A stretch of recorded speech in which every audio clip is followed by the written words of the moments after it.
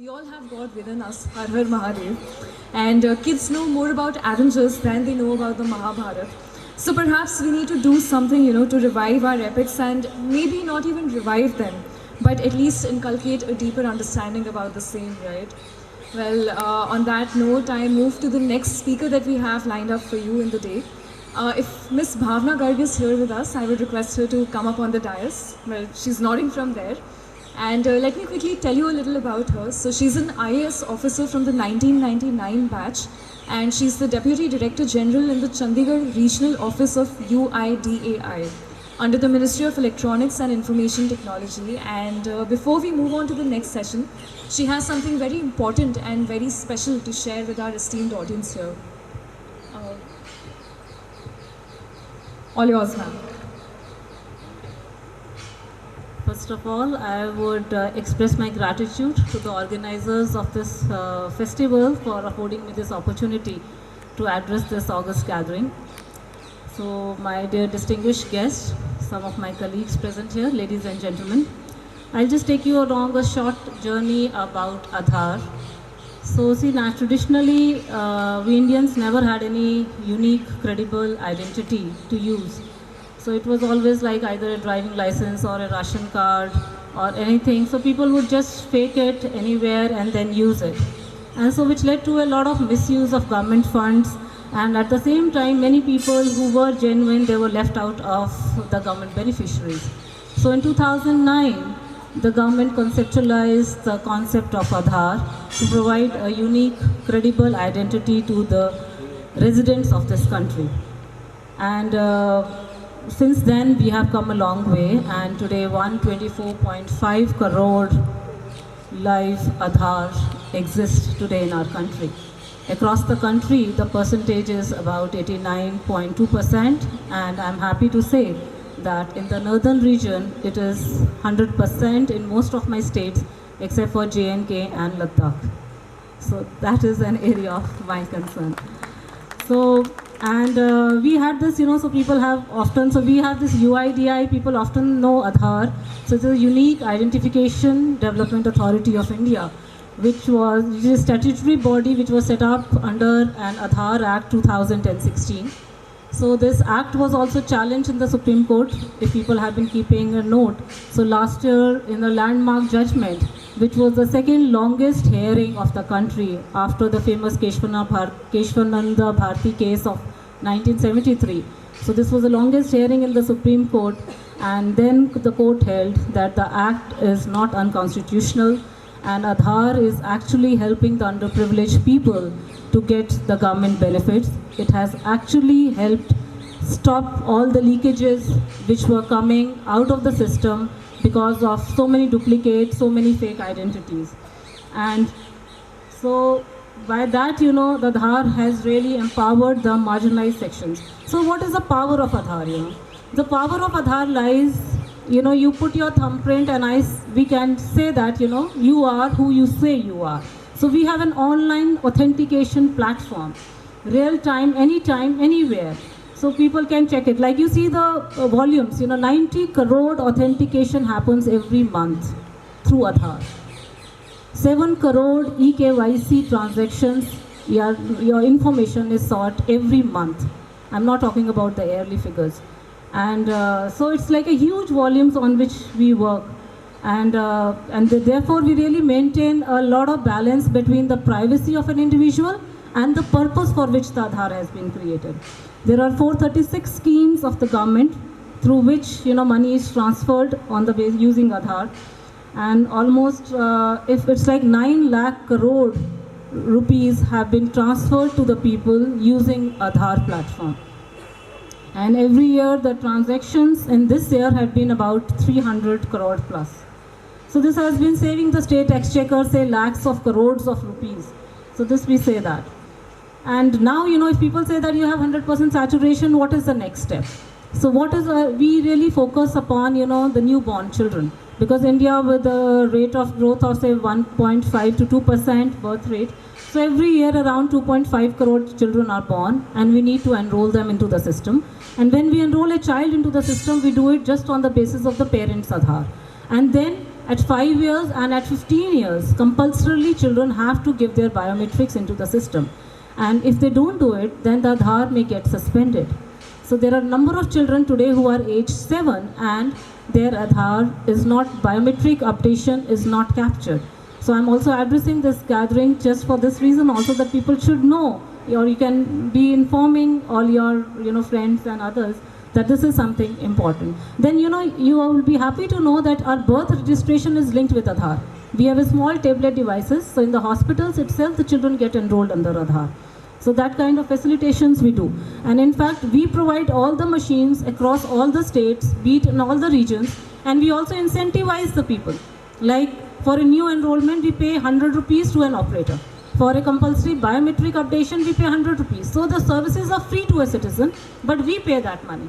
And apart from that, we have a number of online services, like you have to update your address, a service which you may require frequently. So that you can do it online anytime, and it is free of cost. So it doesn't cost you anything. But at the same time, as an Aadhaar entity, we spend a lot of money. Like maybe some 1,000 crores of business, we generate across the air, generating a lot of employment because the people who are doing it. Okay. So, another important thing, which intelligentsia generally tends to ask is, what about the security part? And where does the information go? What all, like Aadhaar collects so much of information. So I would just like to assure that we do not have any information which can be where, we do not keep any information where all do you use Aadhaar. We simply tell you, okay, you come, put your fingerprint, you go to a bank account, you have to open an account or do some transaction. You put your fingerprint, we just tell you, okay, this is the fellow whom he is claiming to be. And rest of the transactions happen on their own. So we maintain the principle of minimum information and we keep optimal ignorance. So your tax information is with the income tax department. Your bank information is with your bank. So my database does not carry any of your personal information. So there is no threat as to privacy. We tried that, nothing should happen, and we maintain again the balance between privacy and purpose. Thank you.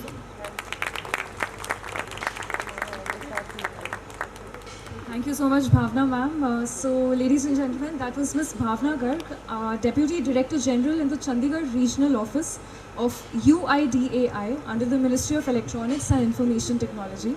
And that bit of information was really important for us. So, we just thought that we'll have her and this afternoon with us. And now moving on to the evening keynote for Literati 2019, ladies and gentlemen. It is my absolute pleasure to introduce you to the man who brought in the much needed element of acceptance to innovating and failing along the way and innovating anyway to succeed someday. Well, that was my introduction of Mr. Sonam Wangchuk, who's here with us. But I must also tell you some very important facts about him. Well, he's an Indian engineer, innovator, and education reformist. And he's the founding director of the Students Educational and he's sitting right there in the audience. Sir, I would request you to come up on the dais and take over. I think we need to do better in terms of applause. That sounds more mindful.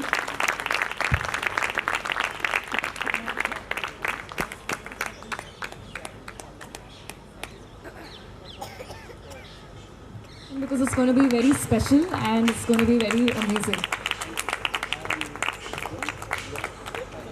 To Chandigarh, I bring warm greetings from a very cold place up in the mountains, actually across the mountains here. We are very close neighbors, just that we are on two sides of a very different climate zone. While you are here at the foothills of the Himalayas, I am on the rain shadow side of the Himalayas, but being not very distant in kilometers, nothing could be more distant in life and climate and environment and lifestyles. So I'm happy to be here. I've always been very happy to be in this beautiful city, and when Sumita ji asked me to come again, I said okay, although it was a very, very difficult detour I had to do. I was in Balasore yesterday at the test ranges, and flew from Bhubaneswar, Delhi to Chandigarh and go back to Delhi and this evening and late tomorrow. But as I said, always a pleasure to be with the people of Punjab and Haryana. And happy to share a little bit of our side of the story across the mountains and maybe some messages for our friends in cities like Chandigarh, which I will convey in the very end.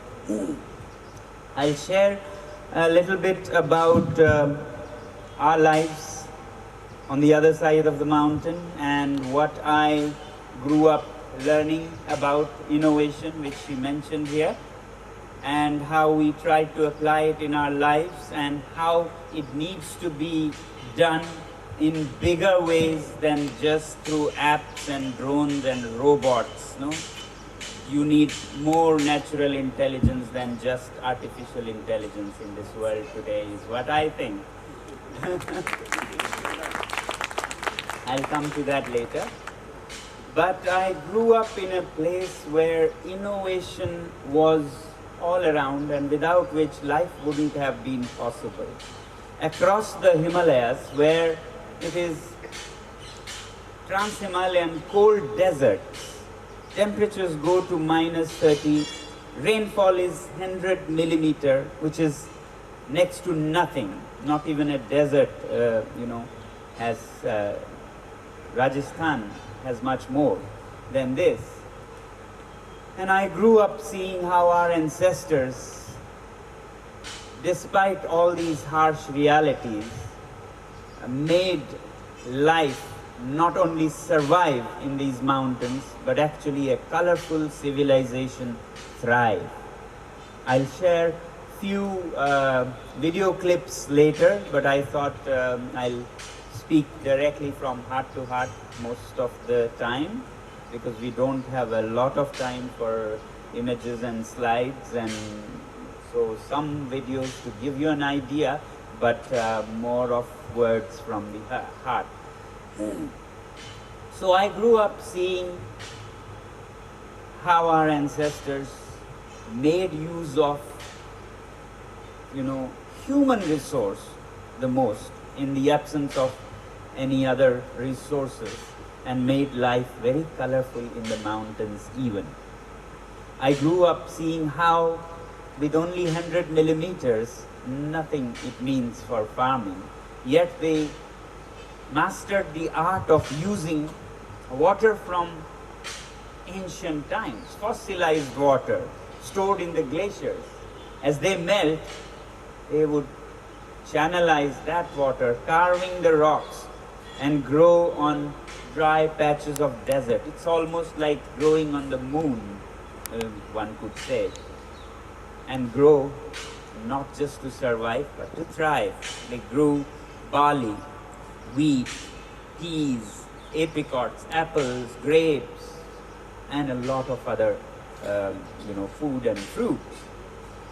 And all this was possible with many ingenious ideas, like carving rocks to make canals to channelize the glacier meltwaters.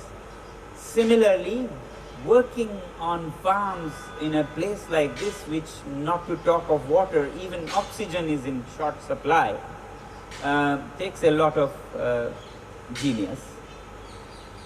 And it was not easy. It was always, am I audible at the back there? Yeah? Yeah, it was always hard work, but the way to deal with the hardness of the work was not machines and, all the mumbo jumbo that we have today, and we think without that life was not possible. I grew up seeing how they would make the hard work of farming interesting and colorful, and the cold winters of Ladakh something not to fear, but something to look forward to. Coming to the farming part first, I grew up seeing how the hard work of plowing, harvesting, winnowing, thrashing could become almost a dance and a picnic and a community festival when the whole village works together, everybody joining hands to all the houses one by one. If it's my plowing or harvesting, you all from the village would come here and then have a feast as the host would put up for the rest. And every act of the hardship would be accompanied by a rhythm or a music or a whistle, so that the work became a kind of dance, with everybody gathered together, singing to the yak that would pull the plow, or to the animals, donkeys who would do the thrashing, or to the winds when you do the winnowing. The whistles of winnowing are very, very famously mind-blowing. I think someone should make a recording of all the agricultural rhythms and symphonies of Ladakh. So every time you do the winnowing manually, but to invite the winds, the whole groups will whistle in synchronous ways that would make the whole event mesmerizing. And that's how hard work became lighter in Ladakh of those days. And I can tell you that this was hard work, yes, but mentally these people were much more happier than a Californian farmer in his huge combine harvester, alone in the cabin, perhaps depressed. It didn't matter that the work was hard. Well, the Californian farmer, by the way, would sit in the cabin all day and then in the evening go and lift some dead weight in a gym to get the physical exercise. I have never been able to understand this. You invent everything to sit still, and then you invent things to move yourself and lift all those things. Why lift dead iron when you could be lifting sheaves of barley and get the same exercise which our ancestors did for hundreds of years? So I really haven't been able to understand why people run in circles from point A to point A to point A when locomotion was meant to be from point A to point B. And for that you need a car. For that you need a car. For this next level you need an elevator. But then to shed your fat you have to have another car to take you to the gym and then lift. I from the mountain and simple tribal don't understand all these things of the big cities. So anyway, I grew up seeing how people made hard work like a dance. And I grew up seeing how the cold winters, which you would think people dread and flee. No, as a child I remember we used to look forward to the coming of winter as children. Because with winter, our ancestors were so cleverly ingenious and innovative in their own ways that come winter and children would wait for storytelling. Storytelling was something that would only happen in winter. Winter was colored with grandparents huddling around the fire with children of the family, of the neighborhood, all listening to very, very imaginative stories, because there was only the voice, the rest had to be in your own heads. Yeah? How the giants and the monsters and the fairies, it was all played in your mind to the rhythm of the stories that the grandma told. And the beautiful thing was that come spring, the first blade of green that anybody has noticed, and storytelling would become suddenly a sin, a sinful activity. No storytelling with the coming out of green. I used to wonder why do they stop storytelling? Why is it a sin? But much later, when I grew up and was older, I understood why. You can guess why? So storytelling suddenly became a sinful activity with the first greens, and new things would replace, like the singing. This is innovation to me, how beautifully they reserve the resource of storytelling for winters. Yeah, for winters. So you don't while away, A, the time, B, this great resource which would not be special if it was done all the time in the year. And then I also admired and grew up admiring how beautifully the winters that are harsh and cold, yes. But again, not just children, even grown-ups would look forward to winters. They never, groaned and moaned about winters or get depressed like they do in the Scandinavian countries or Canada and so on. Many people get depressed over winter, but in Ladakh, they looked up to, because the innovation was such that all the festivities of the year would mostly be concentrated in winters. Come winter, monasteries have their mask dances, villages have their festivities, villages have weddings. So people count the harsh winters from festival to festival to festival. And in summer, no. Summer has its own color. So winters would become very colorful with all the other things that would be reserved for winter. So this is what I admired as innovation, and I grew up finding it very funny that innovation has to be with, humming machines and whirring gears and so on. It can be very, very social way of innovating to beat the cold of the winter. Who would think, you could make winter more livable without central heating or other gadgets. Yeah?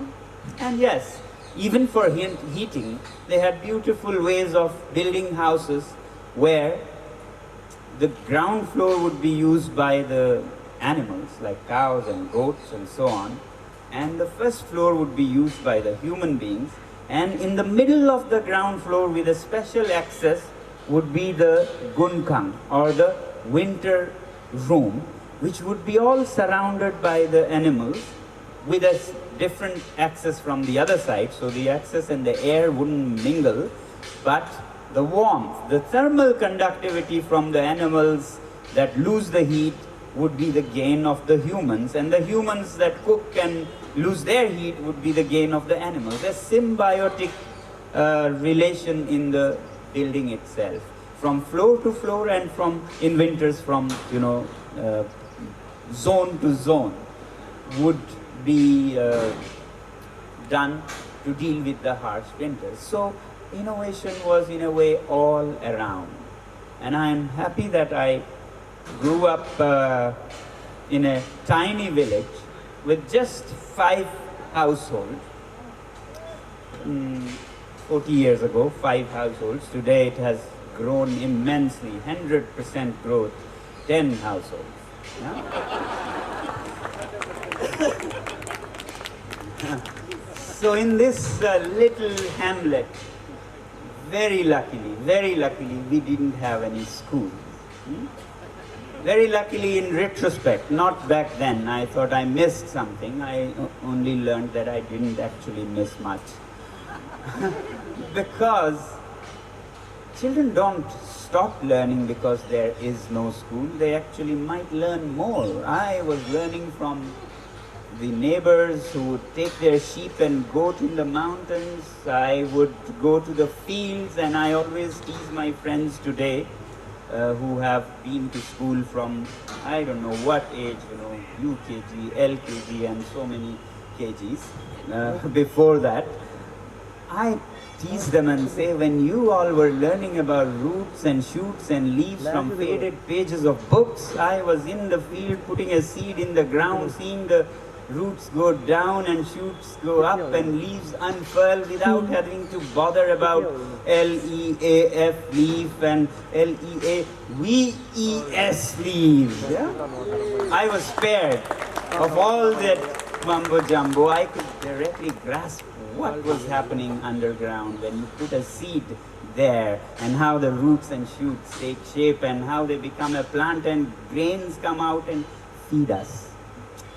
So it doesn't hurt much if you don't have schools, if you keep the curiosity of a child alive. I mean, schools that take all our children and kill the curiosity and the energy and give you back a zombie, well, I don't think you miss much if you miss such a school. Yeah?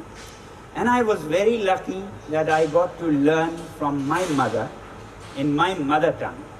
And that was the best thing to happen. That's almost become a luxury today, to get to learn in your own mother tongue. About things in your environment, grasp the concepts. When a good base is built this way, you're ready to learn the rest of the world. You're ready to learn other languages also when you have a good grasp of your own language. I didn't get to learn Hindi or English or any of those. I only learned in my mother tongue from my mother. But yes, when you learn your own language, you're ready to grasp languages. It hardly takes, I can tell you, 6 months to a year to acquire a new language when you are comfortable with your own language. I ended up much later learning some 9 languages. I had to work in Nepal for some communities, and it could only be done if you spoke Nepali. It took me 3 months to speak Nepali and 6 months to write articles. You can acquire languages very fast if you have your own language. When I had to do earth buildings, earth architecture, and very strangely, in this whole world, half the people live in earth buildings, but the number of institutions that teach this art is not 50%. Is in our country 0%. So there was only one institute in the world, and that was in France, which did earth architecture, building with mud, soil, to the highest level, doctoral and so. It was only in France. And French, being French, didn't care about English. They only had it in French and nothing else. So I said, you act tough, I act tougher. I went there 2 months before the course, learned French and joined the course and did my 2-year course in French. What I mean is, if you respect and take the advantages of your mother tongue, like your mother's milk, your mother tongue nourishes your mind. You can learn any language anytime. You don't have to sacrifice the childhood or the youth of a young person for some strange language that you think is heavenly or so. You can acquire whatever language. Anyway, so I grew up at these farms till 9 years of age, because we didn't have schools. And after nine, I was dragged into a school by an uncle. And there ended my true learning. Now I was made to sit quiet, silent, pin drop silent, as if it was a mortuary, or what do you call that? Yeah. And not a kindergarten or a garden of children. You don't expect silence from children, energetic children. And that's how I was treated once I was in the school. I was treated almost like a retarded child, because I didn't speak much Hindi nor English. So my inability to communicate for some time in a new language was treated as being retarded or something like that. And the way they treated such special children was to make them stand outside the classroom, outside the door. And I used to wonder, how do I learn more by standing outside her class than by standing near her? I never could understand, but at least I'm happy that I can also say I was an outstanding outstanding student today. And that was perhaps the only way I was an outstanding student in this system. But anyway, children are very clever. They quite quickly grasp when they find things interesting. So I went on of concepts. Very soon got me out of this complicated situation, and I started doing quite well. And then I got interested in optics, light and lenses, at which point I asked around to find out what I should study to follow this, because I didn't, unlike others of my age, know what I wanted to do, because others were very clear they wanted to become doctors or engineers. I didn't know what and why. So I chose this field of light, and I was told by someone that you can find out more about it in mechanical engineering, applications of it. So I decided to do engineering, and I was in an engineering institute the next year. But then, due to some incident in my family, I had to earn my own expenses for the engineering education, and I couldn't do many things to earn money. So I chose to teach students because students in Ladakh used to face a lot of problems. They used to fail, can you believe, by 95% in the 10th grade board exams. Every year, repeatedly, they would fail in these numbers. So I thought maybe I could be of some help, and I loved science and maths, so I would go back and teach students. I did teach, and that solved my problem of money. More than I needed came from this teaching experience. In fact, it changed my life, because I started a whole coaching course rather than just few teachers. I did some techniques of teaching together with students, peer to peer, and somehow some bold spirit came out, and I started with a hotel leased and staff kept, and in 2 months I had earned enough for the whole 3 years of engineering. And that rid me of the craze for money, or in today's language, I could say I was demonetized back well before the rest of the country. And I started thinking I should do something which is more meaningful, because money could be earned in 2 months for 3 years. So I started thinking of changing this education system, which made so many young people feel like failures. And therefore I decided to go back to Ladakh and teach students and change the education system from schools to university level. I'll at this point show you a little video about our work, because these are just words and you have no idea what context I'm speaking about. So can somebody play the next learning revolution? Is that mounted somewhere? Yeah?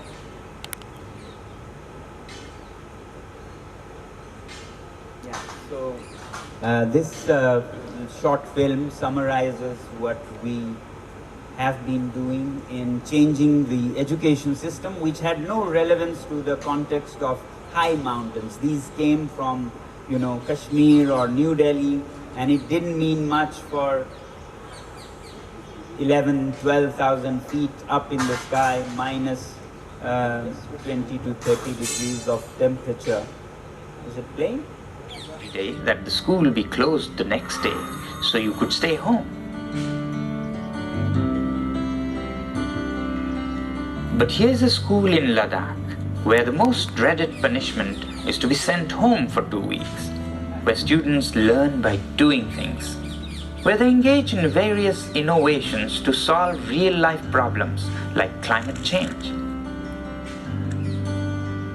where they run the school themselves like a little country with an elected government and learn management and governance that way, where they learn communication by running the campus newspaper and radio, Science by designing and building their own school, solar-heated mud buildings that stay at plus 15 even when minus 15 winters. Kindness and compassion through introspection and meditation. A school where the criteria of admission is not your percentage, but that the conventional system has failed you. Hi, I'm Sonam Wangchuk from Ladakh, a remote mountain region in the Indian Himalayas. 25 years ago, when I was finishing my own engineering education, I saw that schools were a pain for everyone. But for mountain children, it was doubly painful and irrelevant. Children who spoke Ladakhi or Tibetan at home were made to sit all day memorizing in alien languages like Urdu or English. F for fan, S for ship, T for train. Till recently, every year, 95% of the students used to fail in the all-important 10th grade exams. Together with like-minded friends, we launched SECMOL, the Students' Educational and Cultural Movement of Ladakh, and said enough is enough. Working with the government, we rewrote many textbooks, retrained the teachers, and organized the villagers. And the results?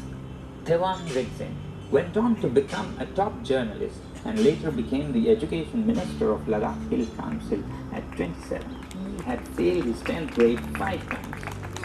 Stanzin became a filmmaker and has been winning awards across country. That doesn't even deal with those challenges. So our approach was make education itself engage young people in solving those problems. As you saw, whether it was solar heated mud built buildings that release no pollution, no emission, nothing, no electricity even is needed for these solar buildings. Yeah? Zero energy, but comfortable even in cold places like Ladakh, so much so that every time I come to Delhi in January, I feel cold from Ladakh, yeah? And I'm honestly saying it's 8 degrees in Delhi, whereas in my room it is 15 to 18 degrees plus. Yeah? So these are great to mitigate climate change and enhance human comfort. Or the ice stupas, which are solutions for water problems in Ladakh. I'm sorry, I was told 45 minutes. I've only done 30 minutes, so I'll need 10 minutes. Thank you. Yes. Okay. So, yeah, for them to ask questions, they should know a little bit more. So, because my message that comes now directly comes to you, that's why I consider this important, and without which I cannot justify to myself why I flew all the crisscross along to come here. And only if something happens from what I'm going to tell you, will it be, worthwhile for me. So the environment has become a huge challenge, and just making some ice stupa, artificial baby glaciers or solar heated buildings in the mountains is not going to solve our problems. We now have alternate droughts and floods. We get flash floods followed by droughts. And these can fix locally, short term, but the real solution lies not in the mountains in Ladakh. It lies in big cities like Chandigarh, like New Delhi, like New York, London, Mumbai. Until people in these cities live simply, we cannot even simply live. Yeah? So this is what I thought we must all understand and simplify our lifestyles. Simplify our lifestyles in the big cities where most people live, so that people in the mountains and living beings on this planet are simply able to live. It has become a time when we are all sinful criminals.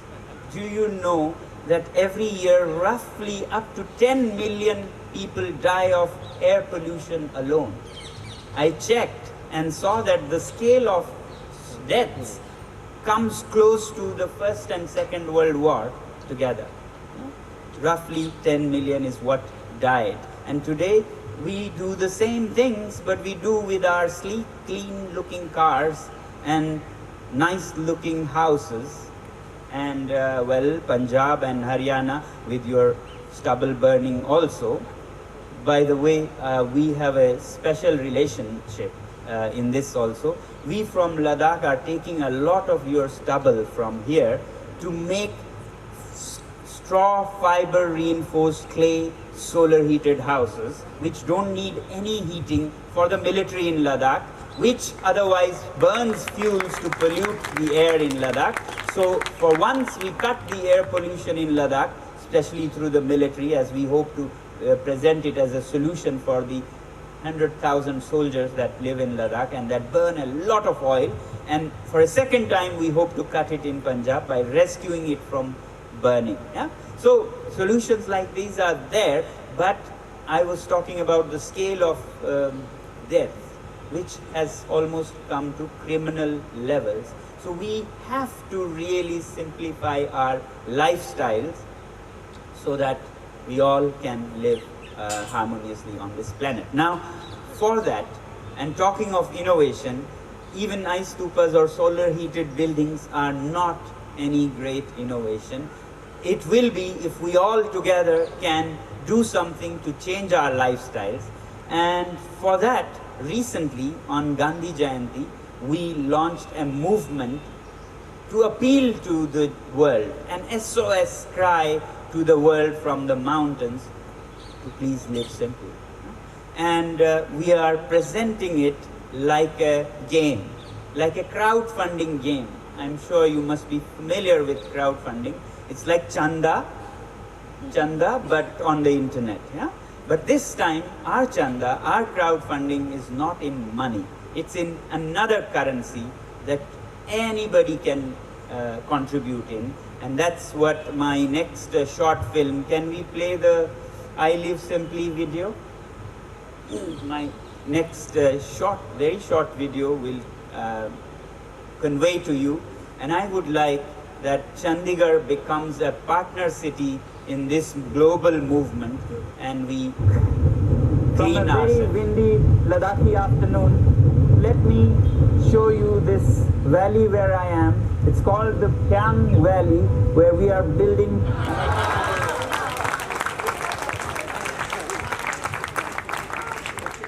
And at the same time, I got to know sometime back about there's another Anand Kumar who is having his own way of teaching and preparing children for IIT.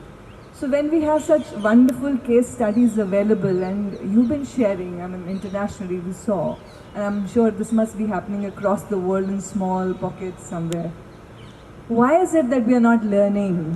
Is it that lack of intent, or the commercial mindedness of the current organization, or just sheer ignorance? What do you think is the roadblock? Kind of monarchy, the king understands and makes everybody follow. So in a democracy, more than governments, more than ministers, commissioners, it's the people whose mindset has to change, and that takes some time, but anything that takes time must be started early. And I hope by addressing to you all, at least some few hundred minds may change. And if you start your own work, bureaucrats want to change things. So it starts from the people, and that's what is taking time. When playing, having fun, we didn't have fun in our childhood. So anyway. Yeah. Sonam ji, Yeah. and I must congratulate you on receiving the Omega Award for Enterprise. And just like you crisscrossed across the mountains to reach here, I stayed back instead of going to Delhi just to hear you. So at least you have one person. Thank you. Among so many other things, the storytelling made me very imaginative, because the story was a very small fraction. The rest would happen, as I said, in our minds. And also it imbibed in us values of empathy, which is what is missing from schools. Schools teach you to be only for you and above everybody else, and ruthless competitors rather than kind collaborators that the world needs. This is what our cultures, through various tales and folklore gives us. So these are needed in even today's children's Thank you lives. so much. Thank you so much. Well, we often say that difficult roads lead to beautiful destinations. So, thank you, sir, for making that difficult detour, and it led us to a beautiful destination. And we hope that it was for you too. Yes. So the fee you pay for me running around half the world is plant 10 trees each. Okay? Done. Great. That's a deal. Thank you. That will undo the carbon that I made.